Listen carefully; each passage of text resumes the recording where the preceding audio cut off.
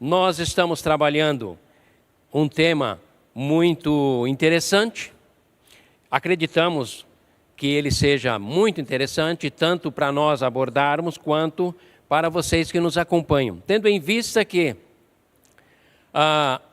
as estatísticas têm mostrado que desde o início da pandemia e no transcorrer da mesma, tem se acentuado fortemente as desavenças, os conflitos, os embates, as agressões, as brigas, as contendas verbais, físicas, e isso nos tem preocupado porque uma das propostas que está inserida no contexto geral do Evangelho é uma vida abençoada, uma vida desenvolvida com harmonia, com amor, com compreensão, com atitudes nobres, e tudo isso corresponde à expectativa que Deus tem para cada um de nós. Mas nós também sabemos que o tempo que estamos vivendo é um tempo difícil, é um tempo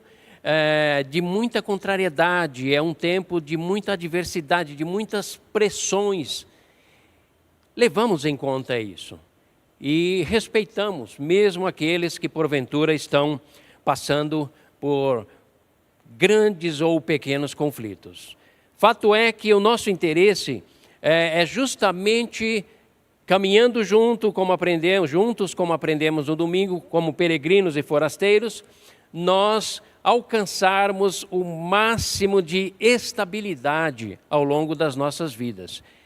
E nós separamos então Caim e Abel, falamos a respeito dele, separamos também Abraão e Ló, os conflitos que houve ali no contexto familiar, e hoje nós vamos aprender, através da observação e da análise, com Jacó e Esaú, filhos de Isaac e Rebeca. Interessante que algumas pessoas levantam a questão de que a Bíblia fora escrita por homens. E aí a própria Bíblia responde: homens inspirados e iluminados pelo Espírito Santo de Deus. Homens e mulheres, porém separados. Mas também eu quero dizer a você que faz esse questionamento, que também a Bíblia contém a história de homens e mulheres. Se isso não encanta o seu coração, pelo menos para mim encanta o meu coração. O fato de saber que não estamos lidando com figuras ou personagens extraterrestres, de outro planeta, de outra origem. Não. A Bíblia foi escrita por homens separados por Deus, iluminados pelo Espírito Santo, homens e mulheres. E conta para nós, para mim e para você, exatamente o enredo, a história de homens e mulheres que caminharam sobre a terra. Nos aponta os seus erros, nos apontam as suas divergências, as suas lutas, os seus embates e os seus conflitos. Mas também nos apontam as suas vitórias, os seus sucessos. Portanto, nós podemos nos voltar para a Bíblia para aprender com a Bíblia e os personagens contidos nela a como ter uma vida vitoriosa em questões que diz respeito a conflitos. Você não acha isso interessante? Eu acho isso magnífico. Porque se não fosse assim, nós ficaríamos no vácuo. Nós ficaríamos sem referenciais. Nós ficaríamos sem fundamentos. Então hoje, inclusive aproveitando o mês de maio que já se aproxima, nós já vamos introduzir a história, o enredo, aonde se desenrolou, onde aconteceu o conflito entre Jacó e Esaú. Vamos aprender com uma família. Vamos aprender com seres humanos, passíveis de erros, passíveis também de acertos. E é muito interessante, inclusive, tratarmos dessa questão que diz respeito a conflitos. Nos tempos atuais, as empresas, os empreendedores, o mundo corporativo tem investido pesado na questão de gestão de conflitos. Porque conflitos mal resolvidos ou conflitos mantidos e desenvolvidos ou perpetuados dentro de uma empresa causa grandes prejuízos.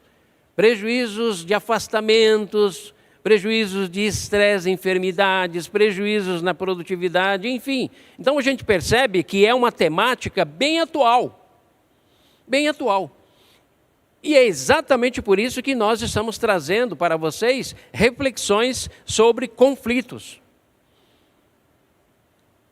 O objetivo é aprendermos a lidar com eles. Já aprendemos aqui que os conflitos são inerentes à existência humana. Nos acompanha há longos séculos. Seja conflito armados, conflito ideológicos, conflitos políticos, conflitos de interesses, conflitos jurídicos. Então, é algo bem presente na existência humana, mas é algo que é extremamente prejudicial e nos causa grandes danos. Portanto, nós vamos olhar para o personagem Jacó e Esaú, mas nós vamos olhar para o contexto onde eles nasceram, cresceram e se desenvolveram. Porque é importante isso para nós entendermos a questão do conflito. Não podemos olhar para o conflito como sendo a questão maior. O que está por trás de um conflito sempre tem uma causa. Então é muito importante nós identificarmos causas, origens, caminhos pelos quais os conflitos percorrem. E nós vamos aprender um pouco hoje, nesta noite, sobre todas essas questões. Eu quero ler o texto para os queridos, que nos conta a história de Jacó e Esaú. Pelo menos a história do seu nascimento. Livro do Gênesis, livro do começo, do início, capítulo 25, 19 a 34. Eu quero ler para vocês me acompanham, por favor. Gênesis 25, 19 a 34. Leio assim. Esta é a história da família de Isaque, por isso falamos de família. Filho de Abraão. Abraão gerou Isaque, o qual aos 40 anos se casou com Rebeca, filha de Betuel, o arameu de Padã Arã, e irmã de Labão. Esse também foi problema, viu? Também arameu. Isaque orou ao Senhor em favor de sua mulher, porque era estéril. O Senhor respondeu à sua oração, e Rebeca, sua mulher, engravidou. Os meninos se empurravam dentro dela pelo que disse. Por que está acontecendo isso? Não entendo. Foi então consultar a Deus, o Senhor. Disse-lhe o Senhor: 2 nações estão em seu ventre. Já desde as suas entranhas 2 povos se separarão. Um deles será mais forte do que o outro, mas o mais velho servirá o mais novo. Ao chegar a época de dar à luz, confirmou-se que havia gêmeos em seu ventre. O primeiro a sair era ruivo, meio avermelhado, e todo o seu corpo era como um manto de pelos. Por isso lhe deram o nome de Esaú. Depois saiu seu irmão, com a mão agarrada no calcanhar. Olha o conflito, já desde o ventre, no calcanhar de Esaú. Pelo que lhe deram o nome de Jacó, ou usurpador, trapaceiro, astuto. Tinha Isaque 60 anos de idade quando Rebeca os deu à luz. Os meninos cresceram. Esaú tornou-se caçador habilidoso e vivia percorrendo os campos, ao passo que Jacó cuidava do rebanho e vivia nas tendas, ou seja, mais domésticos, mais recatado. Isaac, aqui nós já conseguimos identificar a causa. Conflito é efeito. Aqui nós já começamos a identificar a causa. E é em cima disso que nós pretendemos trabalhar. Os meninos cresceram, Esaú tornou-se caçador habilidoso e vivia percorrendo os campos, ao passo que Jacó cuidava do rebanho e vivia nas tendas. Isaac preferia, grava essa palavra aí, na sua mente. Isaac, o pai, estamos falando do pai, ele preferia Esaú, porque gostava de comer de suas caças. Rebeca, mãe, preferia Jacó. Essa palavra preferência, é muito importante para você entender essa questão do conflito. Certa vez, quando Jacó preparava um ensopado, Esaú chegou faminto, voltando do campo. Lógico, gastava muita energia nas caças, né? E pediu-lhe: dê-me um pouco desse ensopado vermelho aí, estou faminto. Por isso também foi chamado de Edom, que significa avermelhado. Respondeu-lhe Jacó: astuto, venda-me primeiro o seu direito de filho mais velho. Disse Esaú: estou quase morrendo, de que me vale esse direito? Jacó, porém, insistiu: jure primeiro, faça um juramento, porque tinha validade legal naquela época. Ele fez o juramento, Esaú, vendendo, passando, transferindo o seu direito de filho mais velho a Jacó. Então Jacó serviu a Esaú pão com ensopado de lentilhas, ele comeu e bebeu, levantou-se e se foi.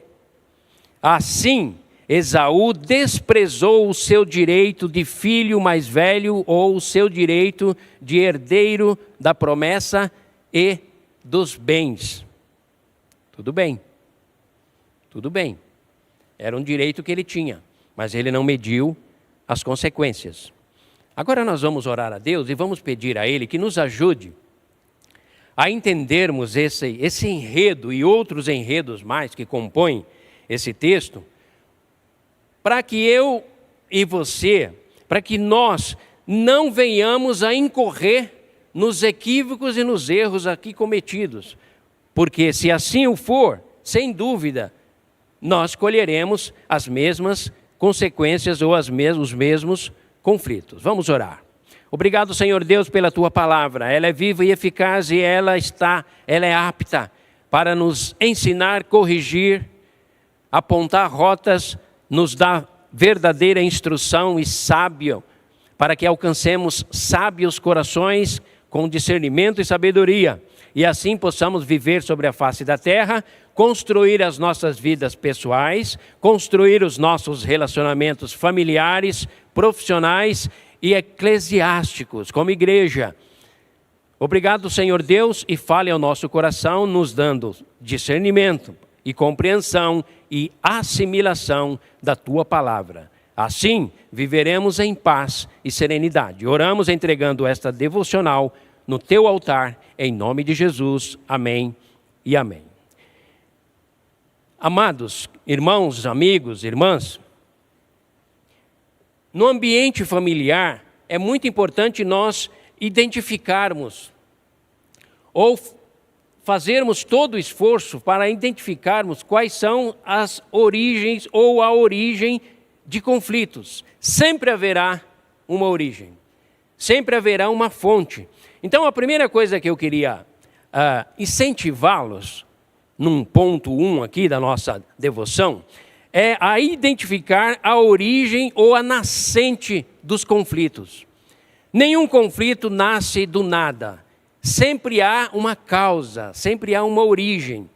E identificar essa origem é fundamental ou extremamente necessário para que venhamos cuidar dessa questão.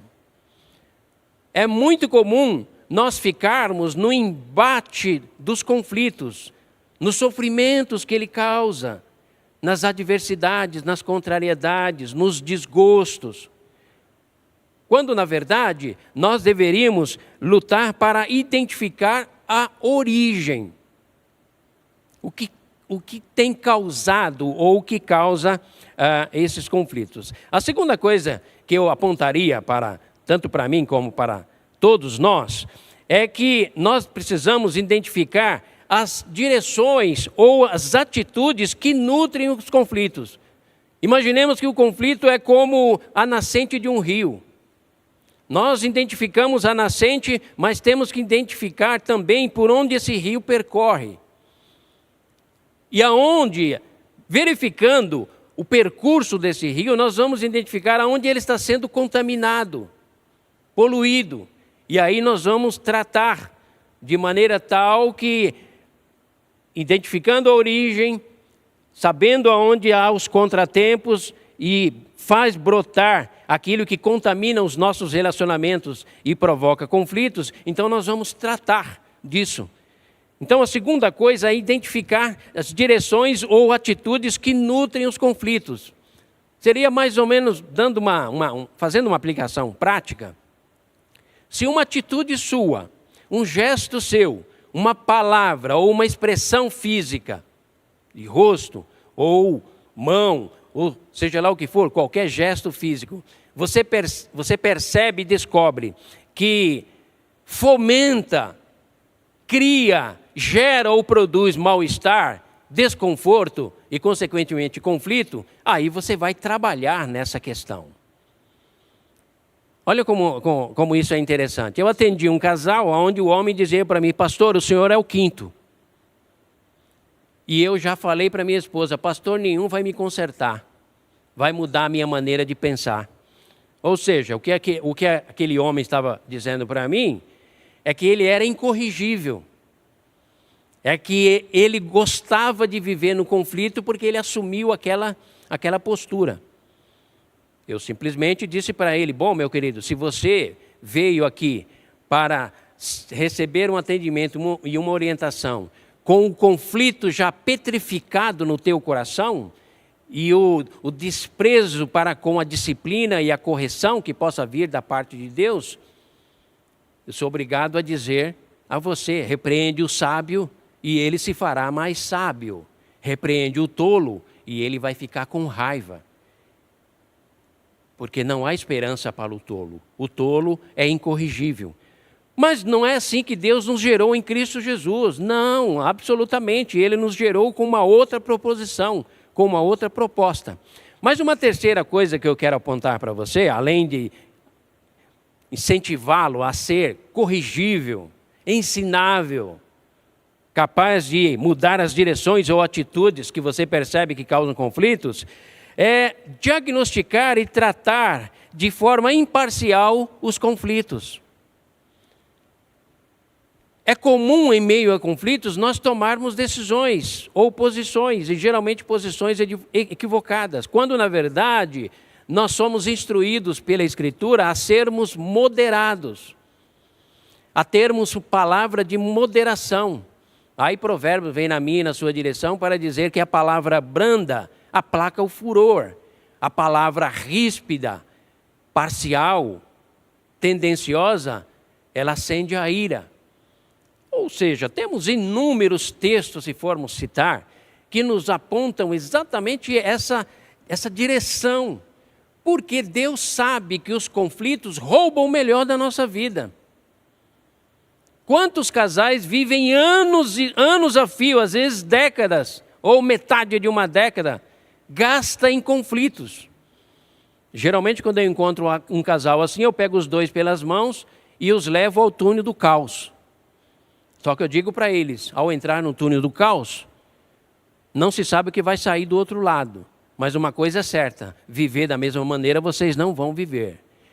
E graças a Deus que esse choque de 380 volts tem recuperado alguns casais e eles têm voltado a viver a beleza do casamento, porque tiveram coragem de tratar, de entender e buscar identificar a origem do conflito, e entender o percurso que o conflito passa, mas querer dar um basta naquele momento de uma vida conflituosa, uma vida miserável, emocionalmente. Por isso que nós estamos falando sobre conflitos. E a quarta coisa que eu passaria como orientação para você é fazer dos conflitos uma oportunidade de crescimento. Não de lamúria, não de questionamento, mas uma oportunidade de crescimento. Porque os conflitos, eles servem para nos amadurecer, a nos tornar mais temperados na resiliência, na paciência, na longanimidade. Posso dizer para vocês que liderei uma empresa sendo encarregado no comando de 16 pessoas e tive pessoas ali altamente fazendo oposição à minha liderança ou o cargo que eu ocupava. Mas graças a Deus que Ele exatamente nos ensina a fazer dos conflitos uma oportunidade de crescimento. Essas mesmas pessoas se tornaram muito amigos, companheiros de jornada, trabalhadores mais produtivos, porque não houve um embate de confrontação, houve um tratar das causas ou da causa que provocou ou ocasionou aquele conflito. E a mesma pessoa que tinha essa posição se tornou amicíssima minha e muito mais produtivo para a empresa, melhor, uma pessoa mais feliz, que trabalhava alegre e satisfeito. Então, os conflitos são excelentes oportunidades. Muitos casais vivem a superficialidade do casamento porque têm medo de conflitos. Quando, na verdade, nós devemos lidar com o conflito, buscando compreender a sua origem, buscando entender o que tem nutrido esses conflitos, ao mesmo tempo diagnosticando e sendo imparcial com os mesmos e fazer deles um patamar de crescimento. É aquela ideia de as pedras que colocam no meu caminho, eu uso para pavimentar o meu sucesso, o meu progresso, o meu amadurecimento, e a minha jornada. Mas eu quero trazer vocês agora para o contexto do texto que lemos, Jacó e Esaú. Vamos aprender com essa família. Não é uma família qualquer. É a família da promessa. É Isaac, herdeiro de Abraão, herdeiro da promessa que Deus fez e herdeiro dos bens. Não estamos falando de uma família qualquer, desestruturada, sem vocação, sem educação, sem origem. Não, estamos falando de uma família que veio da estirpe de Abraão. Homem extremamente correto, habilidoso nas negociações. Isaac, o filho da promessa, aquele que esteve no altar para ser sacrificado, teve experiências genuínas com Deus e herdou do pai, inclusive, grandes habilidades, tanto na negociação como na capacidade de gerenciar conflitos. Estamos falando de Rebeca, Estamos falando de Rebeca, que não era uma moça qualquer. Então, pela observação e análise desses personagens, Isaac, Rebeca, Jacó e Esaú, nós vamos aprender um pouco a como aplicar esses princípios 4 primeiros que eu apresentei a vocês. Então, voltando às características desses personagens, vamos pegar Isaac. Isaac como homem, herdeiro da promessa de Deus e dos bens do pai Abraão. Mas ele era também um homem habilidoso em gerenciar conflitos com os outros. Lembram-se? Durante a vida dele, cava um poço, o cara vai lá e enterra o poço. Prospera num lugar, o outro vem, persegue. E assim foi a vida de Isaac. E ele, com habilidade, ia lá, herança de Abraão, que foi chamado de príncipe por conta de Tamanha era a nobreza da sua vida e das suas atitudes. Era um homem conciliador. Por isso teve a atitude com Ló. Não é um caso isolado. Não é um escorregão. Não é um apêndice na vida de Abraão. É a regra. Não era uma exceção. Abraão era assim. Isaac também se tornou um homem assim. Com uma boa liderança, uma boa gestão em conflitos com os outros. Mas nós vamos verificar que nem sempre, quando você é bom e hábil com os outros, na administração de uma empresa, na administração, no gerenciamento de conflitos com outras pessoas de fora, um ambiente profissional, nem sempre na sua casa, no ambiente do seu lar, procede da mesma maneira. Então é isso que nós vamos estar procurando entender. Até mesmo para sair de uma neurose que talvez você esteja passando dentro do contexto do seu lar. Porque muitos lares cristãos vivem as mazelas dos conflitos e não sabem como tratar. Não gostam nem de expor. Aí eu sou obrigado a dizer a você, lembrar a você, o homem de caminho, o homem ou a mulher de caminhos encobertos diante do Senhor, diz nos Provérbios, não prospera. Já o homem que reconhece a sua limitação e pecado, confessa-o e o deixa, prospera. Evolui. A sua vida se torna uma vida abençoada. Então, Isaac era muito habilidoso em lidar com os conflitos de fora. Mas olha como é interessante. Dentro de casa, como pai, eu diria assim, como eu escrevi aqui, como pai, como homem, ele tinha todas aquelas habilidades, além de ser herdeiro, né? Como pai, ele era cuidadoso, ele era zeloso, ele era presente, porém, aí vem o problema do texto, que o texto nos diz que Isaac tinha preferência por Esaú. Queridos, se isso não impacta o teu coração, pelo menos o meu impacta. Porque eu fico imaginando quantos lares cristãos estão vivendo altos e agudos conflitos entre esposo, esposa, filhos e filhas, e não consegue gerenciar isso porque há imparcialidade. Aliás, há parcialidade nos relacionamentos. Há preferências. A preferência de Isaac pelo seu filho Esaú, ela era provocada, sabe por quê? Por aquilo que o realizava. Isaac projetou em Esaú a sua realização. E projetou em Jacó a sua insatisfação.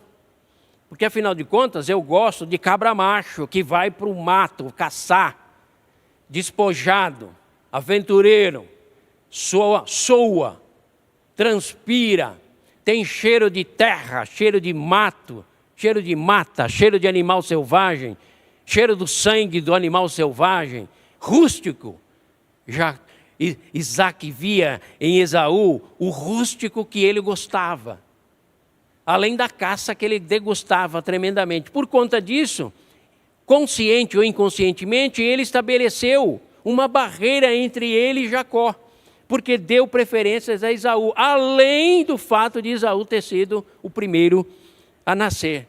Então, a primeira coisa, queridos, que nós aprendemos aqui nessa devocional, nessa observação em como gerenciar conflitos, você tem preferências na sua casa? Sim ou não? Não precisa responder para mim, responda para você mesmo. Você tem preferência entre os seus filhos? Qual a forma com que você se relaciona com seus filhos? Eu tive 3, Elizabeth, Eduardo e João Marcos.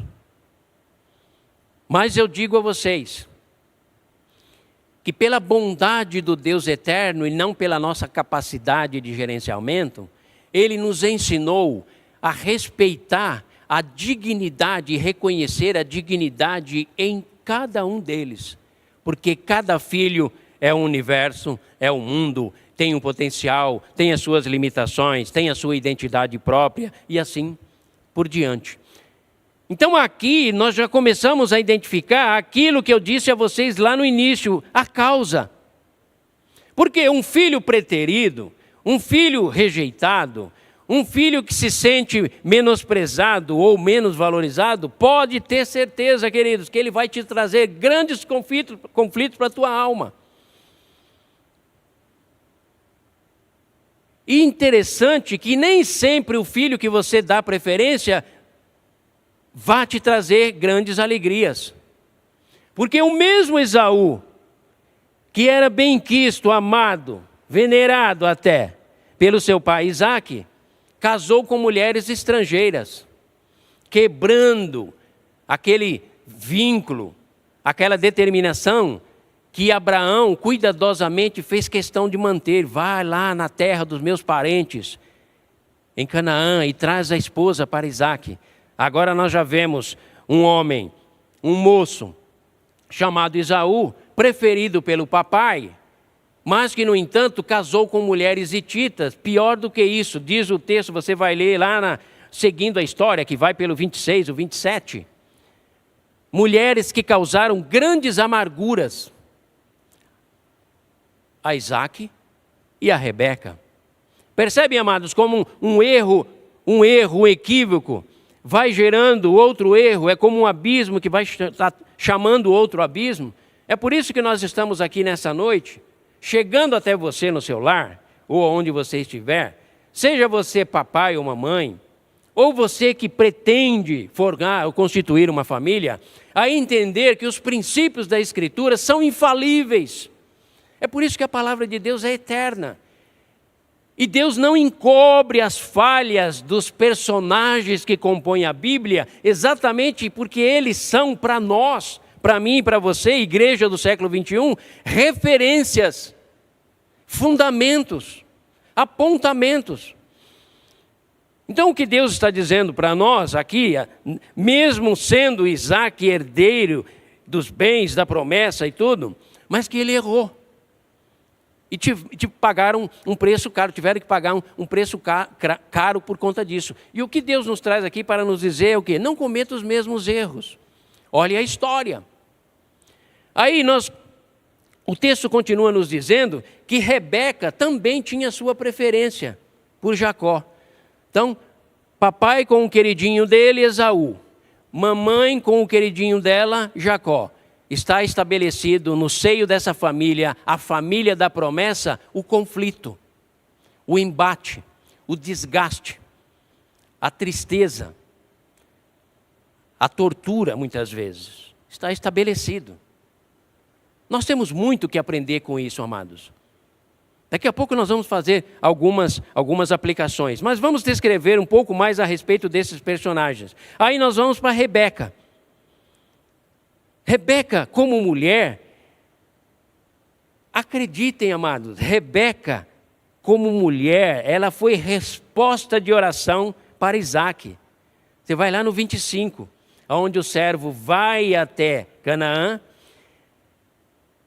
e faz oração pedindo: Pai, Deus e Senhor do meu senhor Abraão, que me dê uma missão de encontrar uma esposa para Isaque, seu filho especial.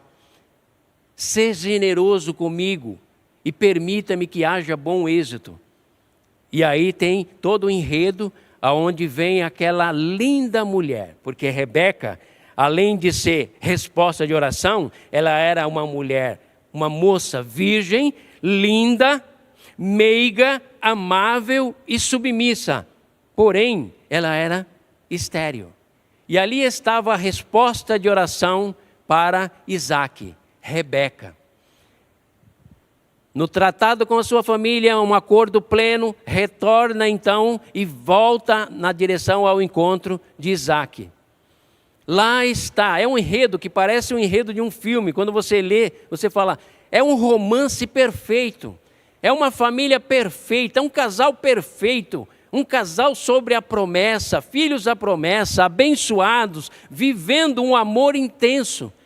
Porque quando Rebeca chega, vê ao longe no campo aquele homem vistoso e ela pergunta para o servo: quem é aquele homem? E o servo diz: é o meu senhor. Ela desce do camelo, caminha em direção de Isaac, Isaac caminha em direção dela, e naquele lance que você diz assim, nem Hollywood seria capaz de inventar ou de bolar algo assim.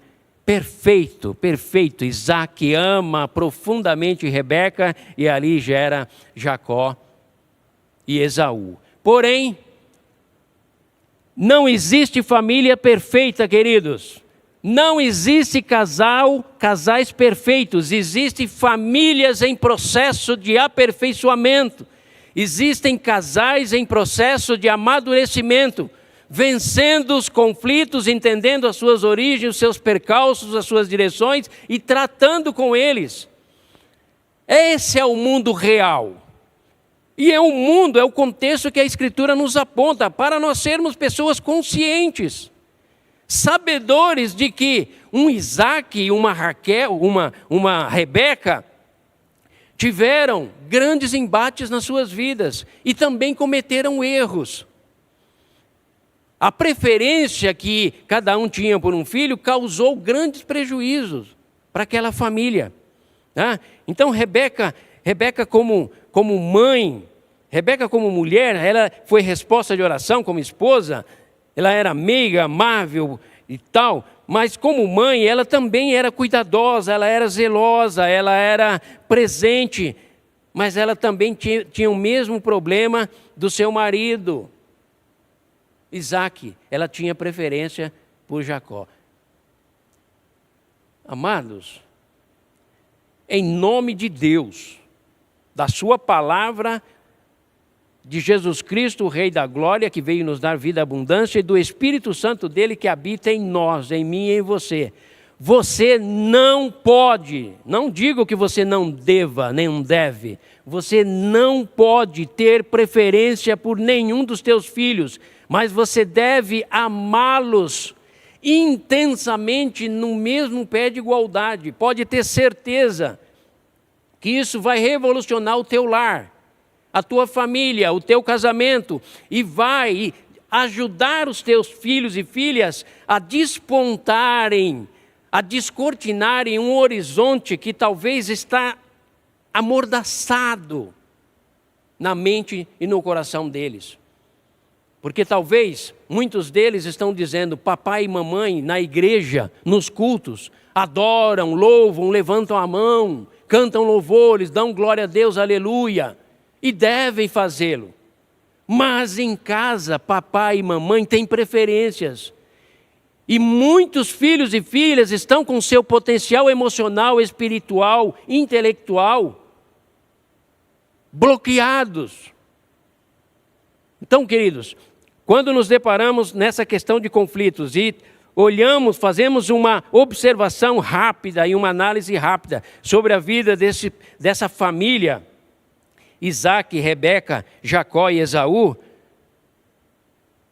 nós já começamos a renovar a nossa perspectiva do reino de Deus e de uma vida abundante com qualidade e nos tornarmos famílias abençoadas. Ainda mais nesse tempo, queridos, onde estamos sendo tão exigidos. É o tempo que eu chamo de eu não sabia. Eu denomino esse tempo com essa frase, eu não sabia. Eu não sabia que era tão difícil criar filhos, porque eu os deixava nas creches e ia trabalhar. Eu não sabia que era tão difícil conviver com o meu marido, porque ele ia para trabalhar e nós só nos encontrávamos no final de semana para almoçar, íamos à igreja, mas não tínhamos convivência. Eu não sabia que ele era tão chato, tão desagradável. Ou o marido, eu não sabia que a minha esposa era tão ranziza, tão desagradável.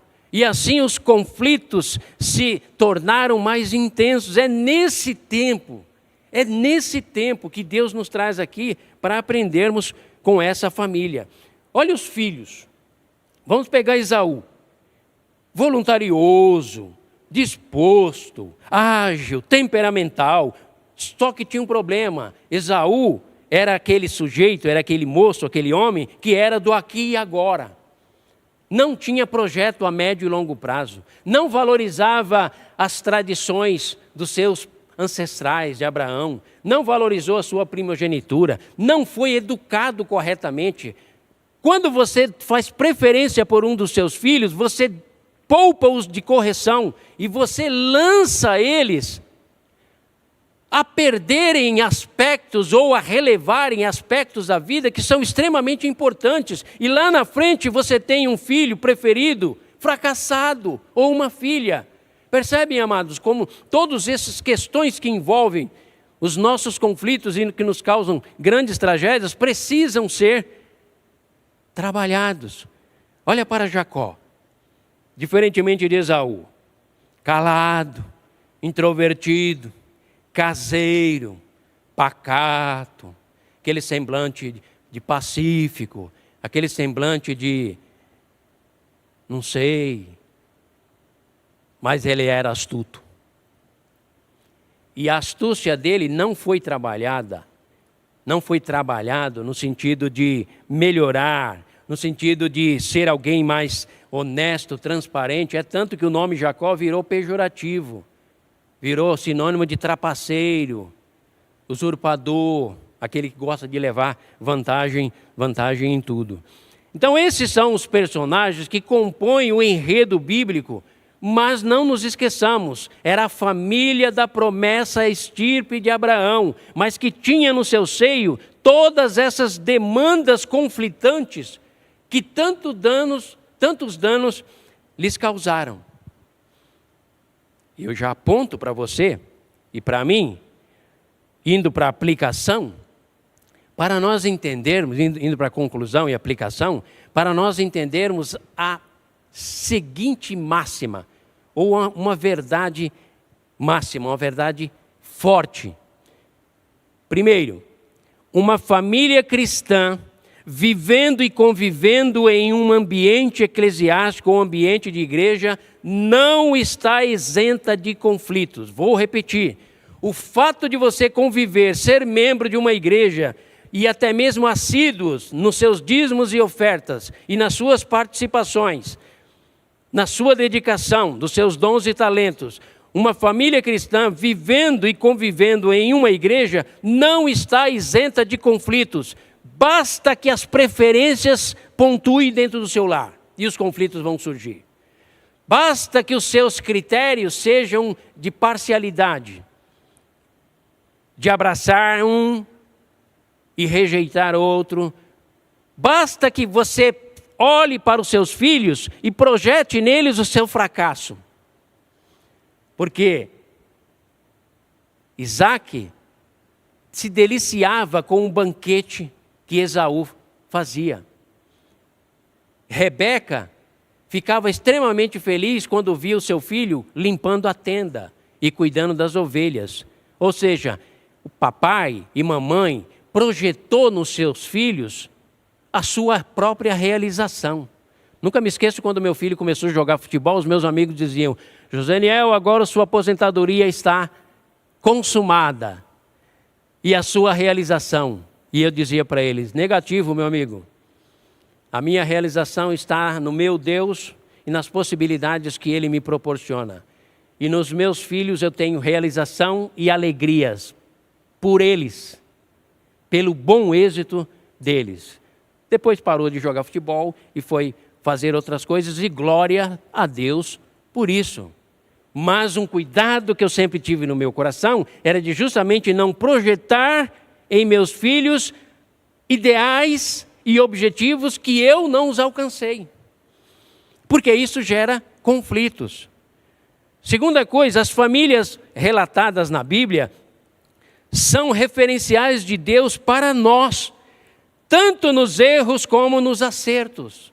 E é isso que nós estamos aprendendo aqui com Isaac, Rebeca, Esaú e Jacó. Não é para ficarmos, meu Deus, eu estou assustado, eles deveriam ser uma família perfeita. Repito, não existe na face da terra famílias perfeitas, nem a minha, nem a sua. E em nenhum lugar, nenhum continente nesse mundo.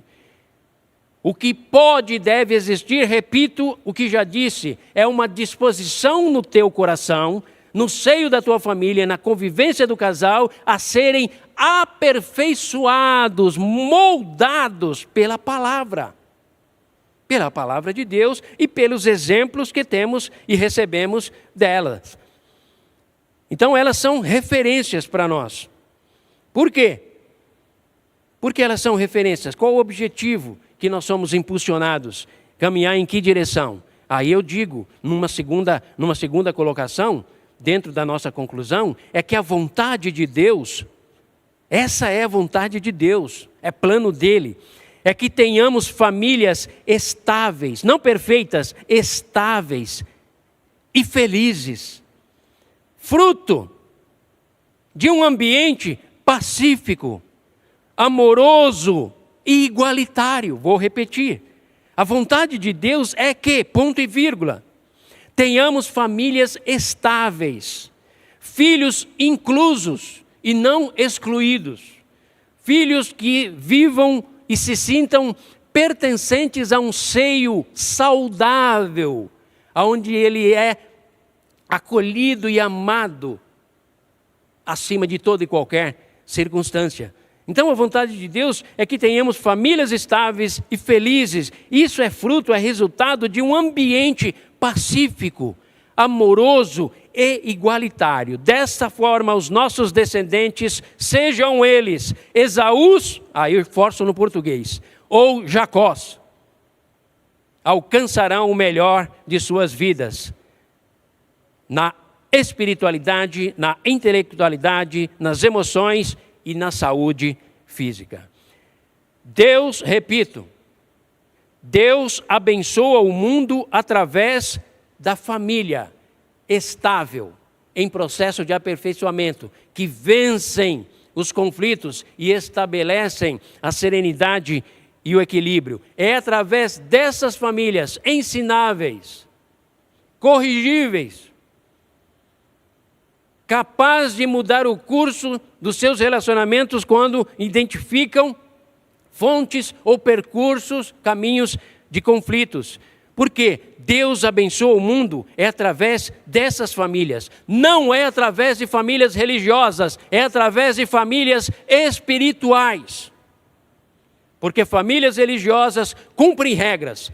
Famílias espirituais vivem a exuberância do Evangelho e da proposta de Deus. Administre seus conflitos. De que forma? À luz da palavra de Deus. Porque ela é apta para ensinar e corrigir e nos tornar homens e mulheres abençoados sobre a face da terra. E para concluir, fechando o nosso pensamento aqui hoje, eu quero deixar com vocês o que Jesus disse. Lá no Sermão do Monte, capítulo 5, versículo 9, de Mateus, para nós concluirmos, Jesus nos diz assim: bem-aventurados os pacificadores, porque serão chamados filhos de Deus. Querido irmão, irmã, amigo, amiga, você que nos acompanham, se a tua vida, a tua família, o teu lar é um celeiro de conflitos, gente conflitantes e conflituosas, Deus nesta noite nos mostra que nós seremos felizes, mais que felizes, quando buscarmos nele, em Deus, nos tornarmos pacificadores, porque assim seremos chamados filhos do Deus Altíssimo. Repito, não tenha preferências dentro do seio da tua família em relação aos teus filhos. Mas pastor, eu tenho um filho ou uma filha que me dá muito trabalho. Esse precisa ser mais amado e mais acolhido do que todos os demais. Não em exceção, mas no mesmo nível de igualdade. Se ele precisa de 110% porque te dá trabalho, você vai amar os demais a 120%. Você não vai diminuir a atenção, o cuidado, o amor, o zelo e o acolhimento a esses por conta desse que te dá mais trabalho e por quem você tem tanta frustração. Ame esse intensamente. Ame esses também, de maneira elevada e sublime. Essa deve ser a nossa proposta. Aliás, essa deve ser a proposta a ser abraçada por nós, e é a proposta que o Pai Eterno nos faz nesta noite. Eu gostaria de orar pedindo para que Deus nos abençoasse. Famílias queridas, famílias de boas novas, irmãos, irmãs, papai, mamãe, amigos que nos acompanham, amigas que de repente estão com tanto embate nos seus relacionamentos e tantos conflitos, eu dirijo a você essa oração. Senhor Deus, aquele que nos ouve e nos assiste nesta noite, e que muitas vezes estão no seu leito, chorando e lamentando, porque o seu lar é pontuado por tanta angústia, tantos conflitos. Pai eterno, eu ergo a minha mão, na autoridade do Teu Filho Jesus Cristo, do Teu Espírito Santo e da Tua Palavra, e clamo por esses irmãos e irmãs, pedindo a Tua bênção sobre eles. O tempo em que eles viveram na ignorância e que causaram tantos danos e conflitos nos seus lares, que o Senhor os perdoe, porque Tu és um Deus de amor e misericórdia, e que acolhe todos aqueles que Te buscam. E a minha oração nessa noite é que estas casas, estes lares, estas famílias possam desfrutar um tempo novo nos seus relacionamentos e viverem a exuberância de um casamento, de um matrimônio, na criação dos seus filhos, e serem famílias abençoadas e abençoadoras. E assim o mundo seja alcançado pela graça transformadora, salvadora, renovadora que há em Jesus Cristo e na Tua Palavra, a Bíblia Sagrada. Que o amor de Deus, o nosso Pai, a graça salvadora do nosso Senhor Jesus Cristo, que as doces consolações e o poder transformador do Teu Espírito Santo esteja com todo o Teu povo espalhado pela face da terra, hoje e até o dia final. Amém e amém.